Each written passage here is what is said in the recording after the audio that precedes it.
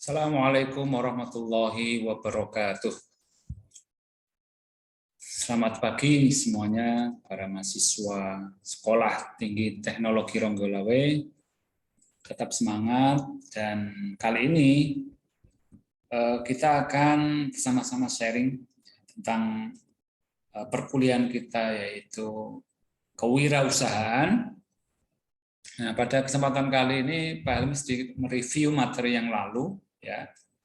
Nah, jadi tentang karakteristik yang harus dimiliki oleh para wirausahawan atau khususnya mahasiswa ya, yang pada kali ini belajar sebagai calon entrepreneur ya. Baik, Pak Helmi akan nyoba share materi yang akan kita pelajari pada hari ini. Ini sangat menarik sekali. Ketika kita belajar kewirausahaan itu ada semangat tersendiri, bagaimana kita berusaha untuk menggapai cita-cita yang kita idam-idamkan. Gitu ya. Baik, kita akan persiapkan dulu materi. Nah, untuk kali ini kita akan belajar tentang pada pertemuan yang keempat ini ya. Kita belajar masih tentang karakteristik yang harus dimiliki seorang wirausahawan. Jadi kalau membahas tentang kewirausahaan ini, ya, kalau kita membahas tentang kewirausahaan ini memang tidak lepas dari apa yang disebut dengan motivasi yang harus kita miliki. Nah, saat ini Pak Helmi memiliki motivasi yang sangat kuat. Bagaimana ketika kita dihadapkan pada suatu kebutuhan, maka itulah saat yang tepat untuk kita membuat jalan sendiri atau this is our destiny. Kita butuh pada kebutuhan misalkan untuk mahasiswa semester akhir yang butuhnya untuk segera lulus dari kampus ya, itu pada saat itu juga harus membuat skema atau membuat visi agar impiannya bisa dicapai. Baiklah, saat ini tema utama kita adalah ini. Jadi membentuk karakter wirausaha. Pada pertemuan yang keempat ini kita akan diskusi tentang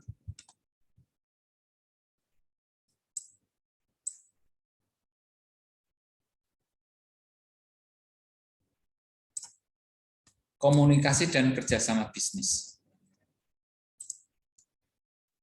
Baik, ini adalah materi yang keempat. Setelah materi ketiga sudah kita diskusikan pada pekan yang lalu. Jangan lupa untuk selalu subscribe, like, dan komen channel Pak Helmi Gunawan. Sekalian menginformasikan bagi saudara-saudara semuanya yang berkeinginan untuk mendaftarkan di calon mahasiswa STTR Cepu, maka silakan bisa langsung menghubungi media sosial yang ada di layar ini atau langsung klik di PNB STTR Cepu atau bisa hubungi Pak Helmi di nomor WA tersebut. Ini kenapa sih harus STTR Cepu? Karena bagi mahasiswa yang rumahnya sekitar Blora dan Bojonegoro nggak perlu jauh-jauh. Di Cepu ada kampus teknik yang memang sangat luar biasa ini. Tidak perlu ongkos karena bisa pulang pergi itu kan. Dan juga kita sudah berusaha untuk mengawali pendidikan yang ada di STR Cepu ini untuk tahun ajaran baru. Untuk tahun ajaran ini sedikit demi sedikit sudah mulai tatap muka, jadi tidak terlalu banyak untuk luringnya atau daringnya. Maaf. Baik. Nah, ini foto saya halangi. Jadi ini adalah bagian yang penting bagi kita sebagai calon atau sebagai wirausaha atau bagian dari bisnis yang nanti misalkan Anda semuanya para mahasiswa ini menggelutinya. Jadi dalam hal ini kita akan membahas tentang komunikasi bisnis yang pertamanya. Sebagai wawasan saja, jadi komunikasi bisnis itu adalah komunikasi yang dilakukan secara verbal maupun non-verbal, jadi bisa gestur atau melalui media yang ada. Yang di dalamnya terdapat pendapat, ide, gagasan yang disampaikan untuk kepentingan bisnis. Jadi dalam komunikasi yang kita lakukan, ini baik itu verbal, non-verbal bisa melalui slide, ini ada non-verbal. Kemudian yang intinya di dalamnya harus terdapat pendapat, kemudian gagasan yang disampaikan untuk kepentingan bisnis. Komunikasi bisnisnya adalah proses pertukaran pesan atau informasi untuk mencapai efektivitas dan efisiensi produk kerja di dalam struktur dan sistem organisasi. Jadi ini masih tahap proses.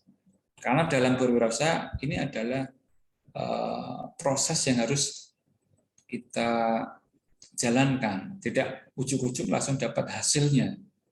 Ini seperti anak sultan, tiba-tiba sudah dapat warisan dari orang tua. Tidak. Maka kalau dalam kita sebagai seorang entrepreneur itu harus berusaha mencari dan merasakan proses dari awal hingga nanti mendapatkan hasil yang maksimal. Ini pengertian tentang komunikasi bisnis. Selanjutnya, komunikasi bisnis ini memiliki tujuan. Ada 3 tujuan yang sudah tertera di dalam layar itu. Yang pertama adalah informasi. Jadi tujuan utama dari komunikasi bisnis adalah memberikan informasi. Kaitannya dengan usaha, kaitannya dengan bisnis. Tidak hanya memberikan informasi, ini yang penting. Yang kedua yaitu persuasi, ngajak, memberikan keyakinan dan mempengaruhi orang lain. Maka panitia ini, contoh ya, panitia PMB ini juga harus memiliki daya persuasi yang tinggi, harus memiliki keyakinan dan bisa mempengaruhi orang lain supaya bisa masuk STR Cepu. Dan ini tidak mudah, memang perlu latihan dan perlu pengalaman yang tinggi. Yang ketiga, tujuan dari komunikasi bisnis ini adalah, ingat yang ketiga ini harus collaborating, harus kerjasama, melakukan kerjasama karena namanya komunikasi ya antara satu dengan teman yang lain ini untuk mencapai keberhasilan atau mencapai tujuannya. Maka di pertemuan pertama Pak Helmi sampaikan, di pertemuan saat ini juga Pak Helmi sampaikan, ya, Pak Helmi ingin dalam perkuliahan kewirausahaan ini ada tujuan yang harus bisa tercapai. Salah satunya nanti mahasiswa itu bisa survei ke lapangan, melihat bagaimana proses UMKM yang ada di Cepu sekitarnya. Ini akan menjadikan pengalaman dan juga pembelajaran bagi mahasiswa ketika nanti lulus dari STR Cepu ini sudah siap untuk membangun bisnis atau wirausaha. Pengertian ini, Pak Helmi, sebenarnya slide yang Pak sampaikan ini sudah disampaikan oleh banyak orang. Ini jadi ada pengertian, ada tujuan dari komunikasi bisnis. Nah, lalu komunikasi bisnis ini juga memiliki jenisnya. Jenis dari komunikasi bisnis ini bisa kita lihat di situ ada komunikasi horizontal, gitu ya. Kemudian komunikasi vertikal. Kemudian ada faktor yang mempengaruhi komunikasi ini. Jadi kalau misalkan jenis pertama yaitu komunikasi horizontal. Tahu ya horizontal itu bagaimana? Penyampaian informasi dalam jabatan yang setingkat dengan mahasiswa dan mahasiswa ini penting. Yang kedua vertikal, menyampaikan informasi dari atasan pada bawahan atau sebaliknya. Dan ini perlu nama seni komunikasi.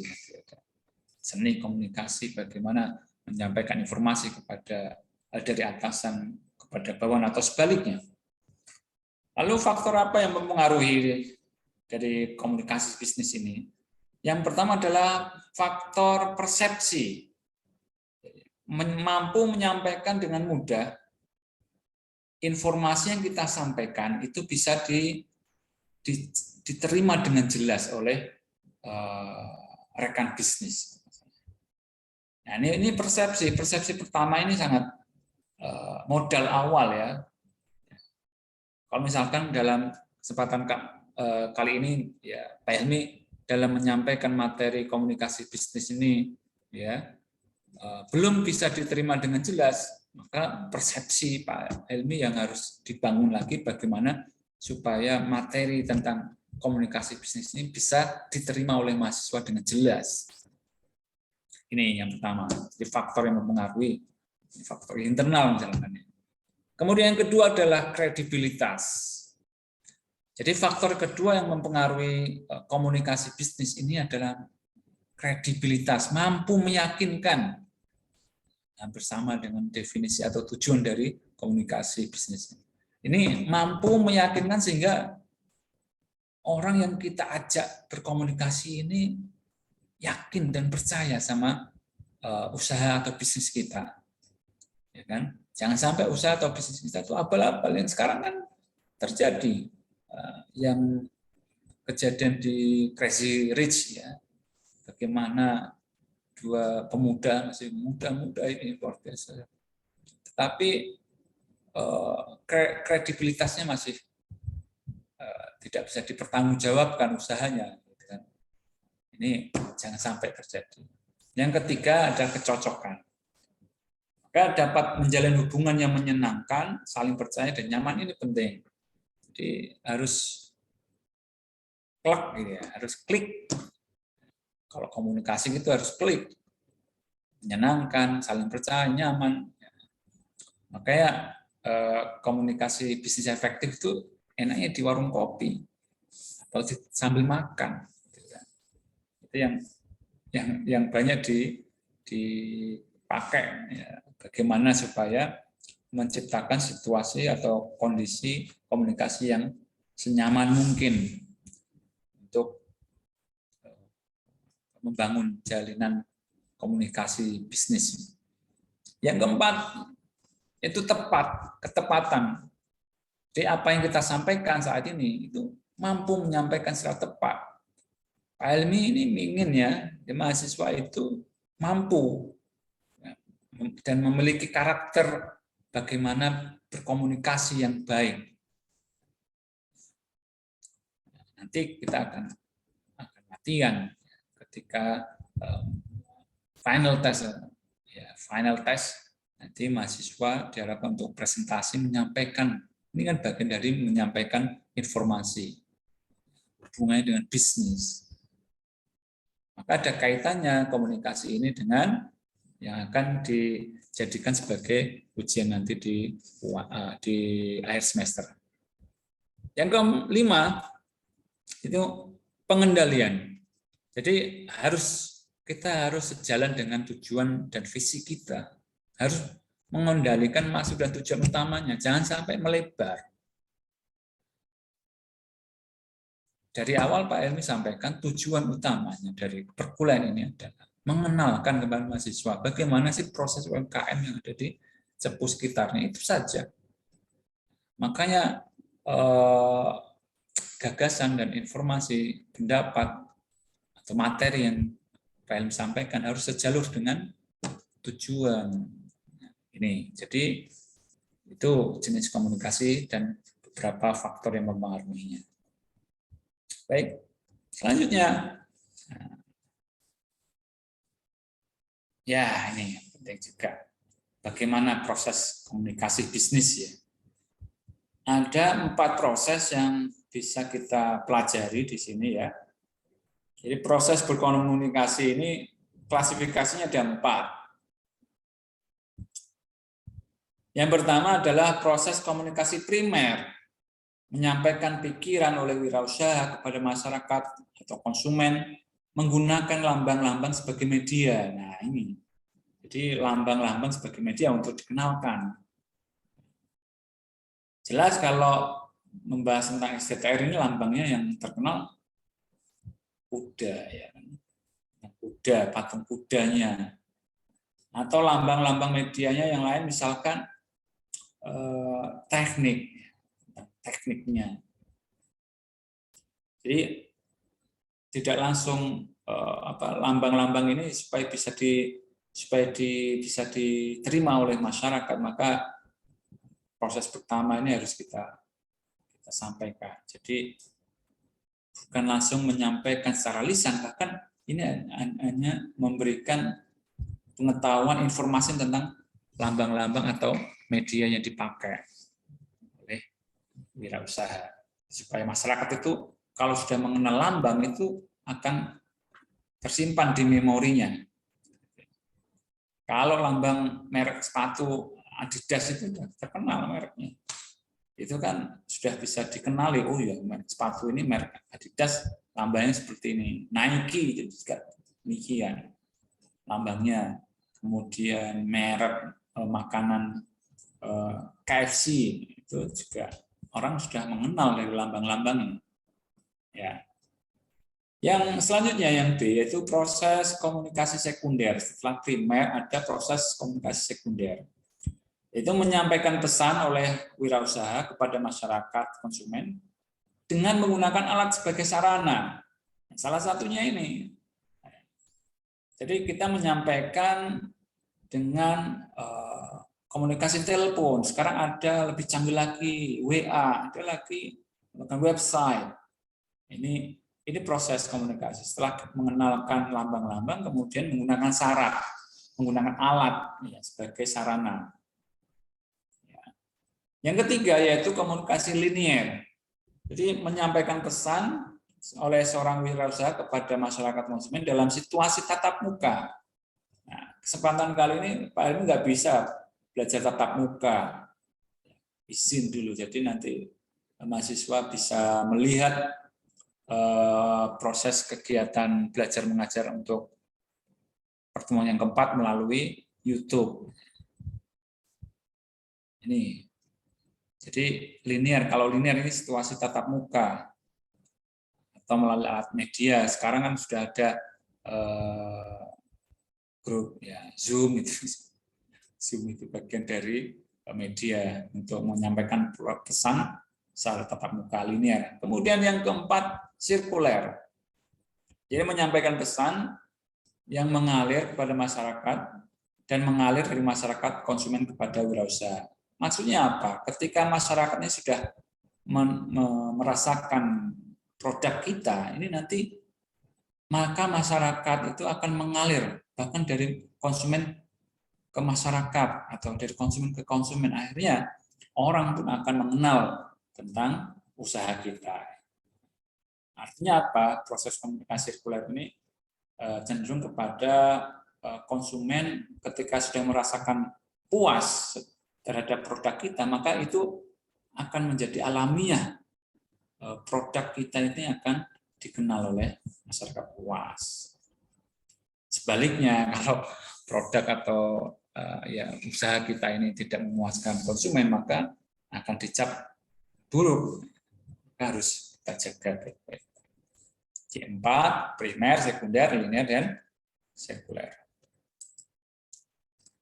Kemudian setelah kita proses komunikasi bisnis, sekarang ada fungsinya.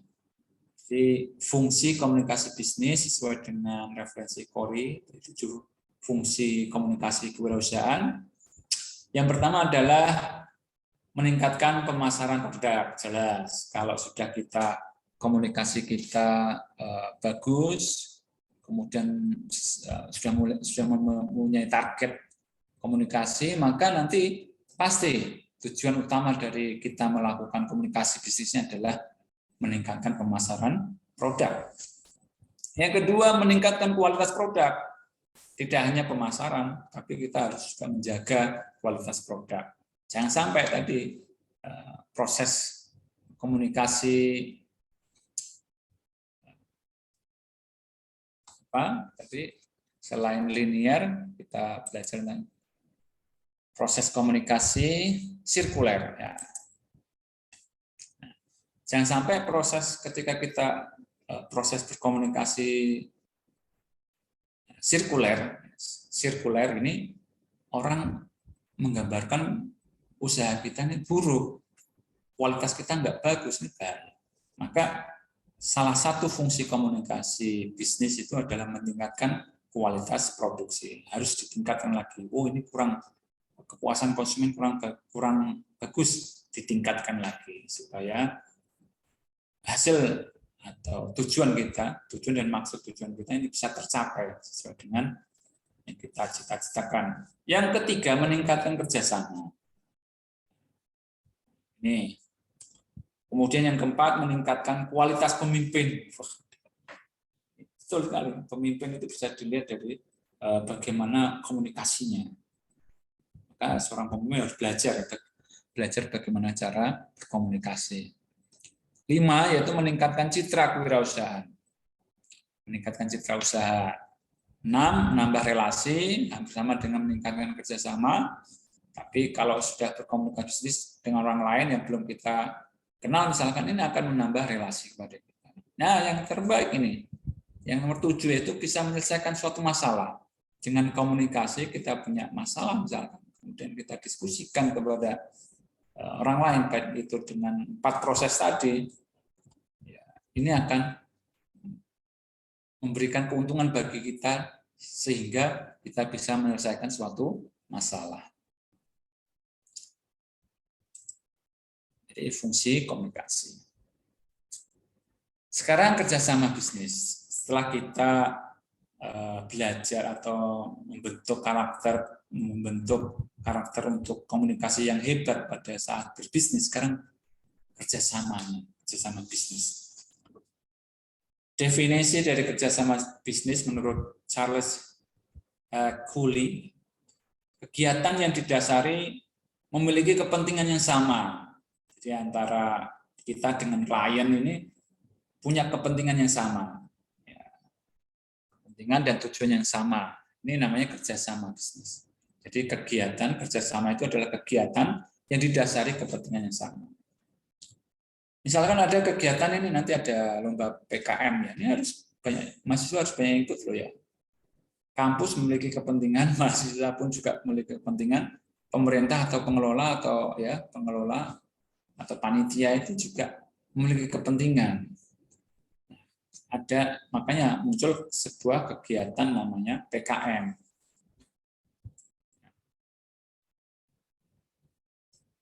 Apa itu PKM? Program kreativitas mahasiswa. Kampus punya kepentingan, mahasiswa pun juga demikian, maka ada kegiatan, ada kerjasama. Nah, Pak Helmi juga menawarkan kepada mahasiswa semuanya ini, ya, yang semester 6 ini, supaya bisa menyampaikan kira-kira gagasan apa, baik itu jenis kewirausahaan dan yang lainnya. Kemudian menurut Townsend dan Perry, kerjasama itu adalah kegiatan atau aktivitas yang memiliki tingkatan kolaborasi di dalam suatu kegiatan. Jadi kegiatan, aktivitas memiliki tingkatan kolaborasi. Kemudian menurut Business Dictionary, kegiatan kemitraan saling menguntungkan yang dilakukan dengan secara sukarela oleh dua bidang usaha bahkan lebih. Nah, artinya apa? Bisa kita simpulkan bahwa ini, ya, kesimpulannya di sini. Kerjasama bisnis adalah pengaturan kemitraan saling menguntungkan yang dilakukan secara sukarela oleh dua bidang usaha atau lebih. Ya, di sini. Ini adalah definisi dari rangkuman 3 pengertian yang di atas. Kata kuncinya adalah kemitraan saling menguntungkan. Kalau nggak menguntungkan, sudah nggak perlu kerjasama gitu. Kan tujuan utama adalah saling menguntungkan. Kita mengenalkan produk dan gagasan, pikiran dan lain-lain. Ini kerjasama. Kemudian apa sih manfaat kerjasama bisnis? Wow, jelas manfaatnya banyak sekali. Ya. Kita ambil 4. Yang pertama bisa menjangkau target pasar yang lebih besar, tidak hanya di tingkat lokal, bisa di tingkat daerah, provinsi, bahkan nasional ataupun internasional. Bagaimana kerjasama yang lagi trending ini kan, ya, produk kecantikan atau yang lain yang melakukan kegiatan Paris Fashion Week ya, di kota Paris sana. Ya, ini bagian dari kegiatan ya yang menjangkau target pasar yang lebih besar skala internasional, mengenalkannya melalui Paris. Luar biasa. Kalau kita misalkan kalau ada pameran-pameran bisnis usaha ya ikuti aja atau minimal hadir atau datang. Yang kedua, mendapatkan bantuan dana dari investor. Ini jelas. Kemudian 3, menyelesaikan proyek tepat waktu. Ya, karena ada kolaborasi bersama. Yang terakhir, tak perlu memulai bisnis dari awal. Enak sekali. Ya. Maka kalau kita nanti di lapangan terus bisa ketemu dengan UMKM, kemudian kita coba kerjasama, kan kita nggak perlu memulai bisnis dari awal. Kita bisa belajar dari proses kewirausahaannya. Nah, kemudian sekarang bentuk kerjasama bisnis. Ada 4 ya, bentuk kerjasama antar perusahaan yang umum, antar perusahaan ya. Jadi kalau disingkat KTJF, ada 5. 1, 2, 3, 4. Kartel, trust, ada 4 ya. Kartel, trust, joint venture, dan merger. Jadi KTJM. KTJM, K kartel, T trust, J joint venture, dan M merger. Yang pertama adalah kartel. Apa sih kartel? Kerjasama kartel itu adalah bentuk kerjasama yang dilakukan antara perusahaan sejenis yang dilakukan dalam jangka waktu tertentu dan masing-masingnya tetap berdiri sendiri. Dengan tujuan kerjasama adalah untuk menguasai pasar. Ini jadi sama, misalkan seperti contoh STTR kerjasama dengan Universitas Unisula, karena Pak Helmi di UPT Bahasa dan Komputer, hubungannya dengan ujian TOEFL, gitu kan, maka bentuk kerjasamanya sama-sama sejenis kampus, ya, jangka waktu tertentu, masih punya masing-masing berdiri sendiri, tujuannya adalah untuk meningkatkan kualitas kompetensi mahasiswa dalam bahasa Inggrisnya misalkan. Ini maka STTR bekerjasama dengan Unisula. Kemudian yang 2 yaitu bentuk kerjasama trust, penggabungan beberapa perusahaan yang tadinya berdiri sendiri-sendiri kemudian digabung menjadi satu visi.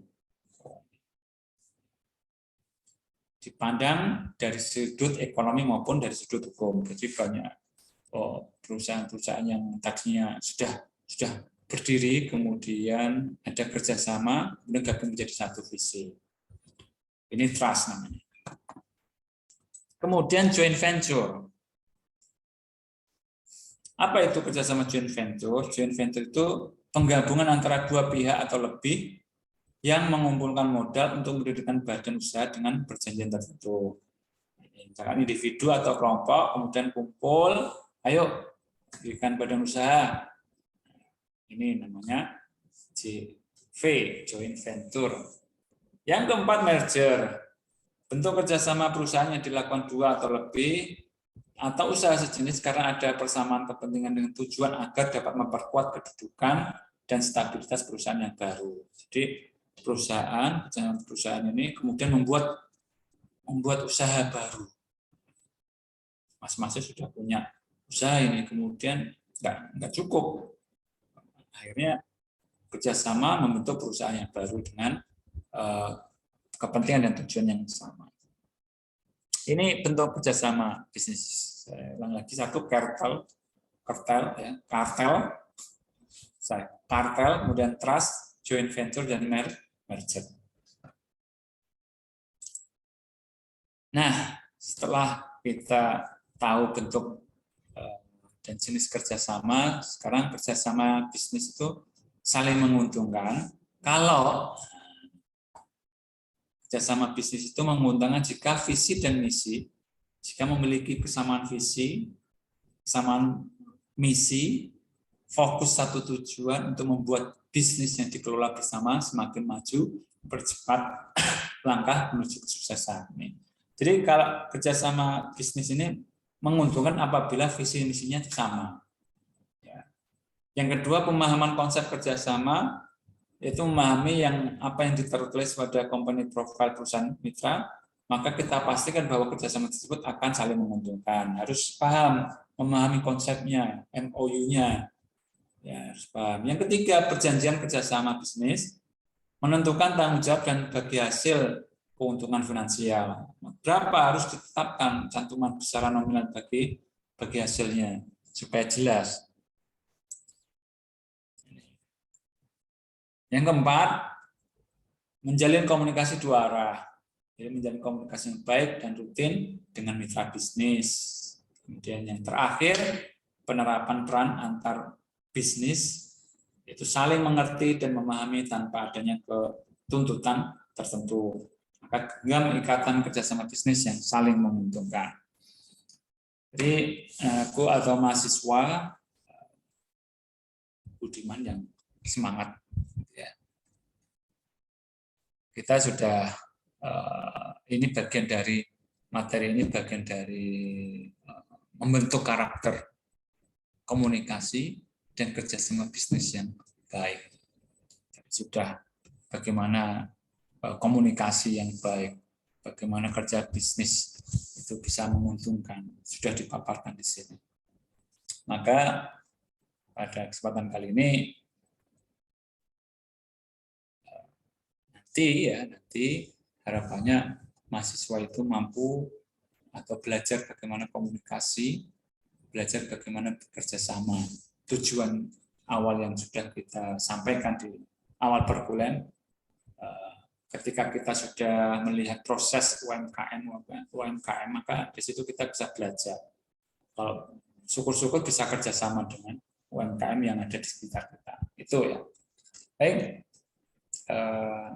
Saya kira Pak Helmi cukup itu yang bisa sampaikan. Jangan lupa ya, dipelajari lagi materi-materi tentang kewirausahaan. Cukup dari Pak Helmi. Semoga sukses. Dan Pak Helmi akhiri. Assalamualaikum warahmatullahi wabarakatuh.